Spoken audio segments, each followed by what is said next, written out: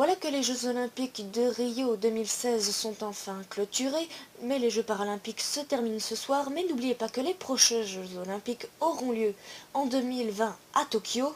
Mais pour l'heure, je ne vais pas vous parler de tout ce qui est annales sportif ou grand record olympique.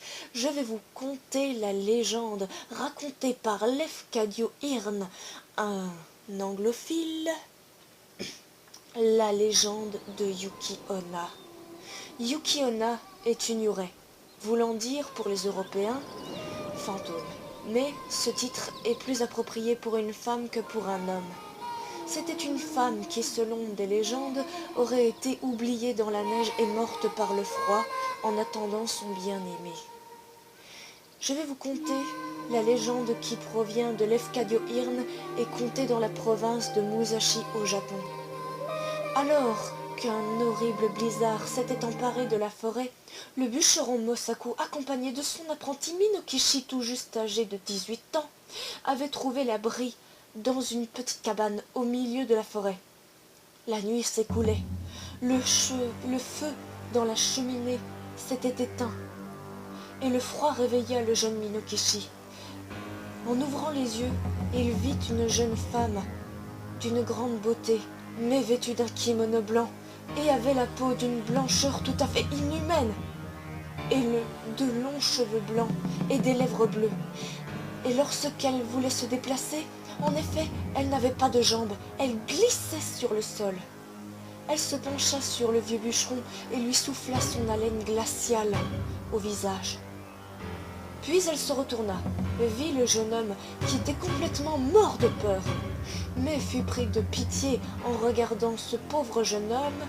Elle rigole, puis elle lui adressa la parole en lui disant « Je ne vous tuerai point si vous me promettez de ne raconter à personne ce que vous avez vu ce soir. » Elle disparut.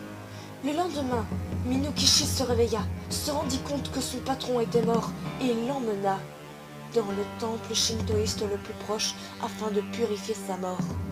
Bien plus tard, le jeune homme rencontra une jeune fille fort belle qui se dénommait Oyuki, signifiant dame de neige en quelque sorte.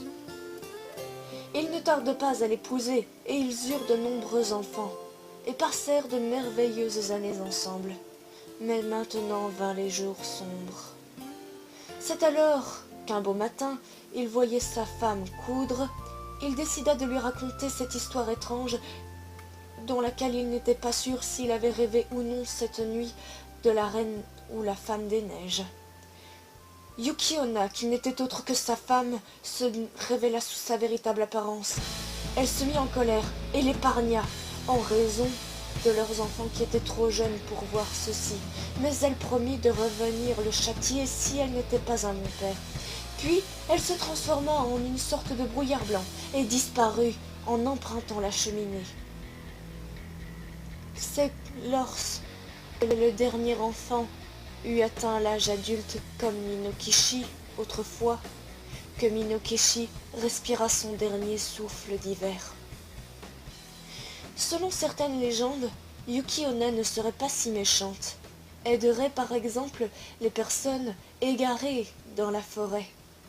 Mais selon d'autres légendes, elle boirait le sang de ses victimes, projetterait des souffles pouvant atteindre les moins 50 degrés.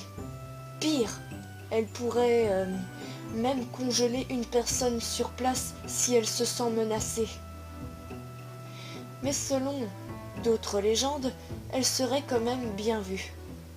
Est-ce que vous pouviez lui faire confiance? Moi, je ne sais pas trop. Mais bon. Pour l'heure, j'espère que vous avez passé un agréable moment frissonnant en ma compagnie. Moi, je vous invite à vous abonner à ma chaîne si ce n'est pas encore fait, à mettre un petit pouce bleu. Moi, je vais reprendre les chemins de l'école comme à mon habitude. Moi, je vous dis Mai Mai Bu, Sayonara, Minasan.